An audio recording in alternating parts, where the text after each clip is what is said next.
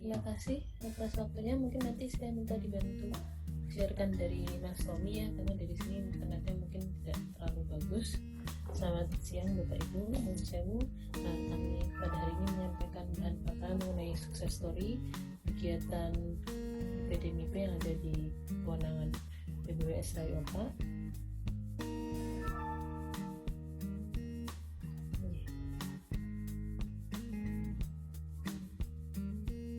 Sudah terlihat?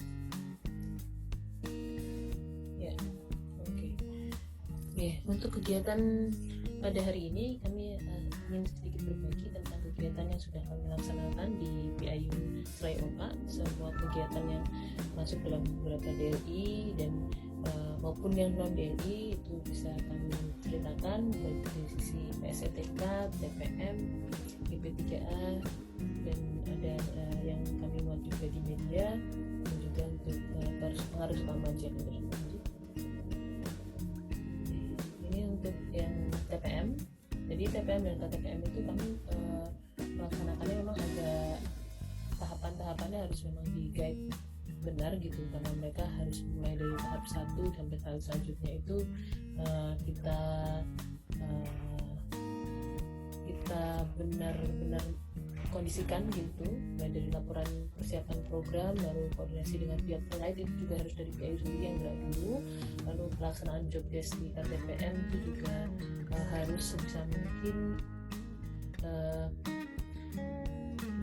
di remind kembali gitu, lalu dan juga dengan program pendampingannya, makanya kami juga ada program pemberdayaan dan sebagainya, itu semua baik pertemuan dan sebagainya juga kita gunakan aplikasi BEN bagi mereka untuk bisa kita pantau progresnya dari hari ke hari, apakah mereka benar-benar ada di sana atau mereka hanya mengirimkan laporan-laporan yang sifatnya fiktif. Nah itu ini tidak lepas dari kegigihan teman-teman di KP juga untuk selalu memandu dan mendampingi teman-teman TPM di lapangan gitu, walaupun kemarin terkendala banyak dari kegiatan karena ada COVID, tapi kami memaksimalkan menggunakan Zoom, menggunakan website, menggunakan WhatsApp call dan sebagainya supaya bisa tetap ada bukti dari output dari setiap kegiatan dan job desk yang mereka sudah ditugasi. Lanjut. Nah, untuk peran TPM dan KTPM pada setiap DLI, kami memang sudah melihat adanya keterkaitan gitu ya antara peningkatan indeks kinerja irigasinya, lalu terhadap sistem pengelolaan, terhadap komisi irigasi, bagaimana mereka bisa mendekat dengan teman-teman di Komir gitu sehingga mendapatkan info cepat, dan untuk ada koordinasi dengan BPWSSO itu juga mereka menjadi penyambung gitu. Jadi kami agak sulit membayangkan kegiatan jalan tanpa TPM lagi gitu ke depan, makanya banyak kegiatan yang ke depannya dengan kemudian pun kita sudah gunakan TPM baik dari PDAI ataupun kegiatan-kegiatan lain mungkin yang sifatnya rehab, kami tetap akan upayakan menggunakan TPM gitu. Dan lalu RP2I dan sebagainya itu semua sudah kami selesaikan, juga PAI dengan aksi ya, dan juga PSETK itu juga sudah kami update di 2021 yang lalu dan mendapatkan nilai baik 91 kalau tidak salah untuk keseluruhan DI yang ada di kewenangan kami, dan juga ada sedikit penandakan rehabilitasi untuk infrastruktur irigasi. Ya. Nah ini memang kelihatannya segala hal itu berperan gitu dalam hal indikator keberhasilan TPM dan KTPM itu harus selalu tetap di monef. Jadi dari tahapan per tahapan harus kitanya yang cerewet gitu, yang mengingatkan kembali bahwa mereka tuh tidak hanya ini loh, tapi ada ini, ada itu, ini, dan itu masing-masing semua dikendalikan dengan formulir, masing-masing dikendalikan dengan koordinasi secara Japri biasanya lebih lancar dibandingkan kalau kita hanya lewat grup ya, karena kalau lewat grup mereka merasa tidak ada atensi, tapi begitu kita sudah bisa mengenal mereka satu persatu, maka tahapan kegiatan, waktu, deadline dan sebagainya itu bisa kita monef capaiannya. Lanjut. Nah di sini adalah pengadaan TPM dan KPM kami di TL 2020. Total jumlahnya masing-masing di 2020 adalah 150, lalu dikontrakkan di 2019 ya, di 2020 itu nambah ke 64 ini update-nya, tapi ini sudah dilihat di sini S1 rata-rata ya, tidak ada lagi yang SMA, hanya minimal D3. Jadi dari segi SDM sudah mengalami perbaikan. Lanjut. Nah, untuk rekapitulasi yang 2021-2022 kami hire kembali yang 64 tadi, dan mereka tentunya sudah punya kapasitas yang meningkat karena sudah terlatih di sepanjang 2020 dan 19 tahun. Nah, ini sudah ada di untuk kegiatan KTPM dan TPM di 2020 itu kami kebetulan juga ikut menghadiri penandatanganan kontraknya, dan sudah dilihat di situ ada pelatihan dan penyegaran yang kembali tiap saat kami update gitu kepada teman-teman TPM agar mereka bisa mengikuti permintaan data yang memang banyak sebenarnya dari berbagai instansi dan juga dari dunia office. Nah, ini pada saat pengadaan di 2021 kita jelaskan kembali ruk kegiatan yang harus dilaksanakan dan merefresh kembali ingatan yang sudah pernah ter-hire sehingga mereka masih paham fungsinya. Lanjut. Ini kendala pelaksanaan yang kami dapatkan, memang beberapa itu kita lanjutkan dengan monitoring 1 mingguan dan evaluasi 1 mingguan. Ya karena kita agak loose ya, karena kemarin ada COVID dan sebagainya, tidak bisa kita turunkan ke lapangan setiap saat, dan itu bisa dicarikan solusi dengan cara online. Lanjut. Untuk pelatihannya kita pernah melaksanakan di 2020 itu yang agak besar, yang semua hadir dan sudah menggunakan protokol COVID saat itu dengan tes dan juga berjarak. Lalu kita lihat hasilnya di 2021 di mana mereka agak lebih cepat mengantisipasi formulir dan sebagainya untuk laporan-laporan lanjut. Nah, ini adalah proses pendampingan oleh TPM pada PJI, PSETK maupun dari awal tahun sampai tahun terakhir. Ini untuk form PSETK standar dan pendampingan ke DLH akhir yang di 2022 ini, alhamdulillah mudah-mudahan sudah lebih lengkap jauh dibandingkan dengan awal-awalnya kita melaksanakan segala jenis pengisian formulir. Nah, ini adalah proses pendampingan P3A, data nilai DLI kita, misalnya contohnya TPM Novi, dia sudah punya knowledge, skill dan attitude yang sudah meningkat, dan kita lihat verifikasi di BPKP juga melakukan verifikasi kelengkapannya sudah hampir semua lengkap gitu, dan capaian ini nilainya jadinya positif gitu untuk DLI ini. Lanjut. Untuk progres pendampingan P3A oleh TPM, kita menggunakan Google Drive sama ini karena biar gampang gitu ya, semua orang bisa akses, dan kami dari PI juga bisa cek gitu, kami punya login dan password yang bisa melihat sesaat-saat mana saja yang sudah upload dan mana yang belum upload, dan apa saja kelengkapan yang belum terupload, dan itu memudahkan juga dalam hal kita men-checklist gitu mereka sudah sejauh apa dan menerima kembali. Lanjut, untuk DLI 7 ya, di review PSETK kami ada kesepakatan dengan Lonsimuk. Ini juga terima kasih Pak Bakti yang memberikan solusi waktu itu gimana caranya teman-teman TPM Simuk itu bisa terlibat dalam kegiatan PSETK kami, karena kalau ada 2 TPM yang ter-hire oleh 2 instansi yang berbeda, dan kami tidak mungkin meng-hire TPM di DIDU Konangan Simur gitu, sehingga waktu itu dijadikan solusi dengan duta acara tersebut kita bisa melaksanakan kolaborasi gitu, jadi bisa diakui di 2 kegiatan tapi tetap satu PSETK-nya untuk DIDI yang ada TPM Simurnya. Nah, ini adalah hasil salah satunya penugasan gitu ya, penugasan terus nanti mereka mendapatkan referensi kerja ini yang membuat mereka juga bersemangat gitu dalam hal melengkapi dan juga membuktikan bahwa mereka able gitu. Mereka punya referensi kerja ini bisa dipakai untuk kegiatan nanti mereka CV untuk menawarkan lagi ke kegiatan-kegiatan melalui APBN, TPM atau APBD ataupun nanti menggunakan bond yang selanjutnya itu sih. Ini review PSETK dengan menggunakan bond dan bond, ada jumlahnya secara total sebenarnya luar biasa, hampir 1000 desa gitu ya, dan P3A yang jumlahnya juga mendekati 1000, dan TPM kita yang hanya 89, itu pun sudah gabungan antara TPM Simuk dan PDMIP. Nah ini kita bisa menghasilkan selanjutnya manfaat dari PSTK tersebut adalah data. Sebenarnya data di TPM di 2019 dengan data di 2021 itu jauh berbeda kualitas datanya.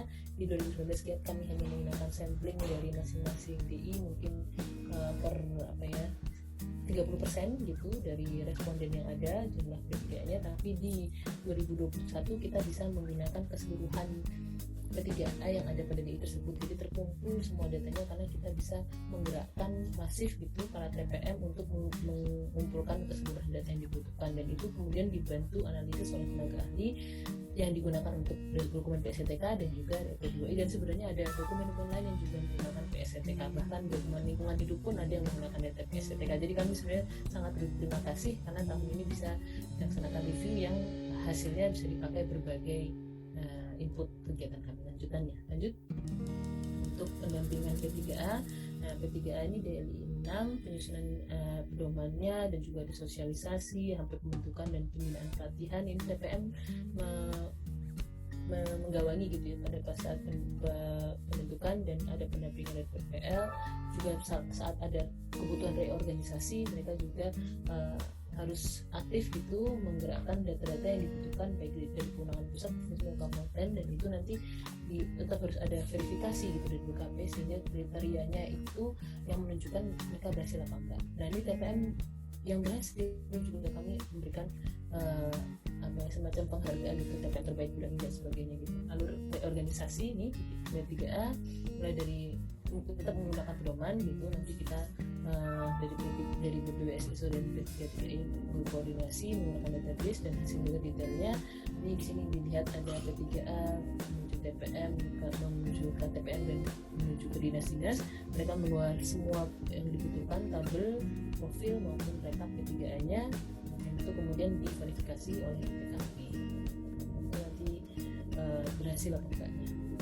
Yang untuk daftar P3A yang diverifikasi oleh PKP di 2021 ada uji petiknya, dan ada yang akhirnya bisa oke apa enggak itu nanti tetap bisa bisa dipertanggungjawabkan gitu. Jadi nanti kalau tidak bisa masuk dalam reorganisasi pun nanti mereka harus ya semacam banding ya di dalam desanya sendiri dulu mana yang akhirnya dipakai, karena ternyata di desa pun ada yang bentukan desa sendiri gitu P3A, jadi harus kita sinkronkan juga di desa.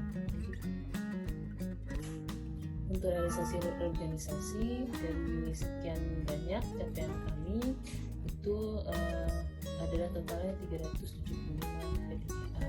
Jadi mereka dianggap operasional semua, dan saat ini sudah ada capaian gitu ya dari hal kegiatan-kegiatan yang dilaksana gitu, menghidupkan kembali iuran, menghidupkan kembali ADART dan sebagainya. Nah ini pelaksanaan P3A. Jadi seperti ini contoh TPM mereka pada saat konsultasi mereka juga mengirimkan foto menunjukkan bahwa mereka melaksanakan kegiatan tersebut pada saat entry, pada saat mereka mendampingi di lapangan, sehingga data jumlah yang termonet baik dari berbagai kabupaten, dan juga di sini kita lihat adanya peningkatan peran TPM gitu ya dari tahun ke tahun, dari jumlah P3A yang berapa dari 2019 ke 2021 sudah sangat membaik. Nah, ini untuk pelaksanaan P3A statusnya seperti ini 92,93%. Lanjut. Nah ini untuk di masing-masing kabupaten kalau mau dilihat detail. Lanjut.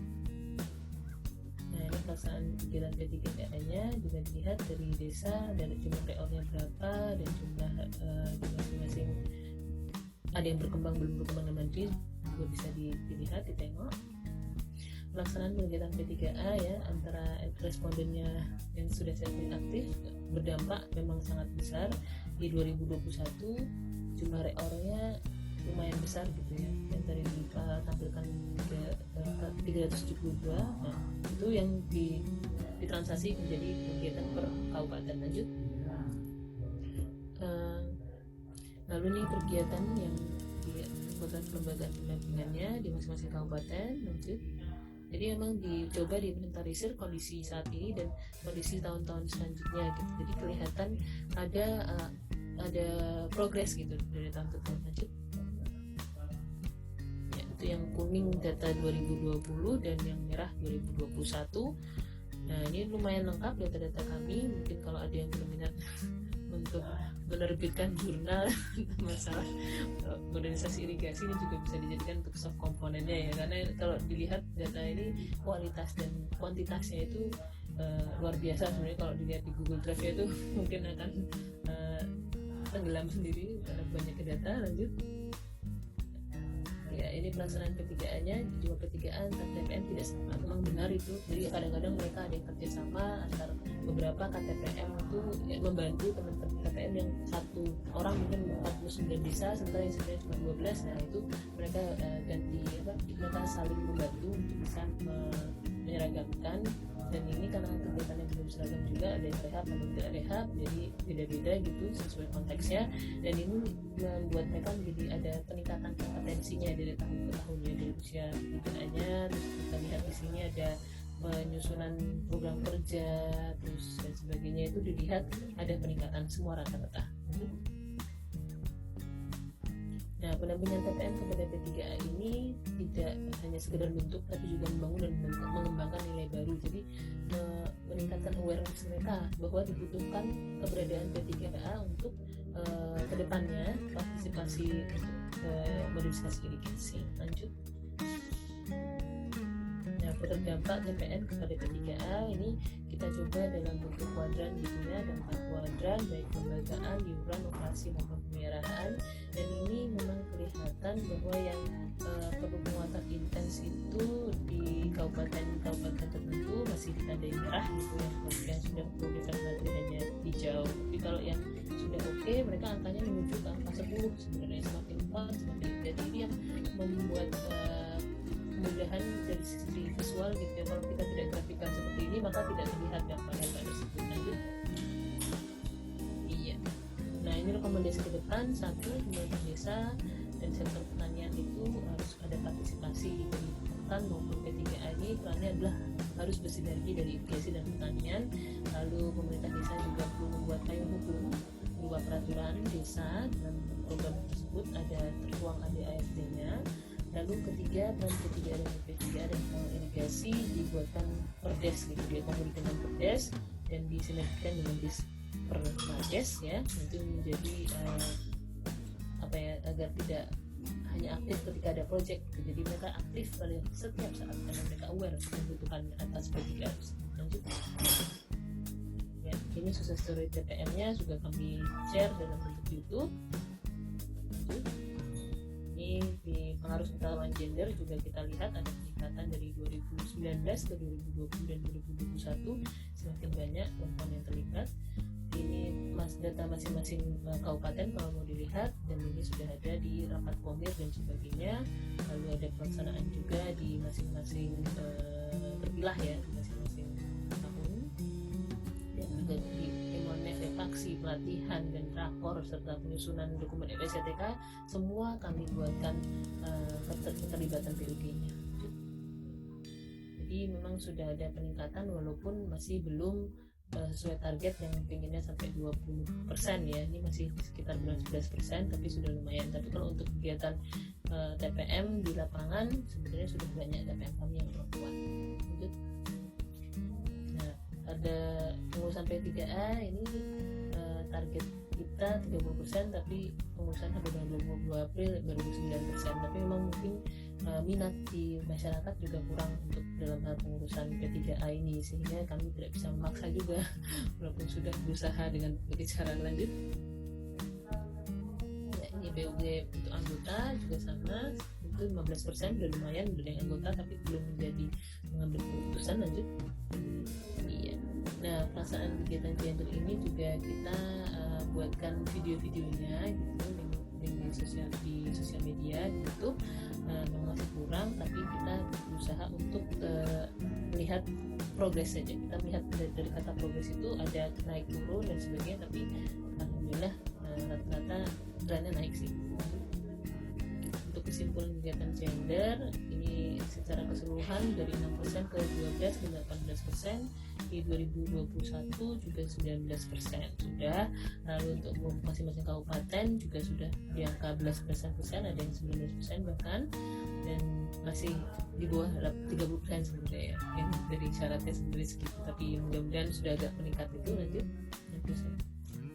Nah, ini kegiatan untuk rapat-rapat juga partisipasi aksi sebenarnya sudah sampai 31%, dalam pendampingan TPM juga 39%, rehabilitasi fisik masih kecil mungkin karena banyak laki-laki, jumlah petani pemakai airnya dalam pendampingan TPM juga 15%, dan partisipasi perempuannya masih 10%, tapi data yang menggunakan gender ada 41% dari P3A, dan juga perempuan dalam PP2I sudah ada partisipasi sebanyak 20%. Berdasarkan gambaran tersebut, sebenarnya kuota untuk 20% masih belum tercapai, tapi kegiatan-kegiatan seperti rapat koordinasi dan sebagainya sudah ada partisipasi wanita sebanyak 30%. Lanjut. Ya. Lalu untuk media expose bisa dilihat nanti di akun Facebook kami PDMP Serayu Opa. Lanjut. Juga e-learning juga ada. Nah, di e-learning juga ada dari PDMP Serayu Opa. Nanti Mas Tommy yang buatkan di YouTube-nya, nanti bisa dibuka di sana. Jadi itu mungkin yang bisa kami ceritakan untuk sukses story PIU Serayu Opa. Terima kasih atas waktunya. Assalamualaikum warahmatullahi wabarakatuh. Waalaikumsalam warahmatullahi wabarakatuh.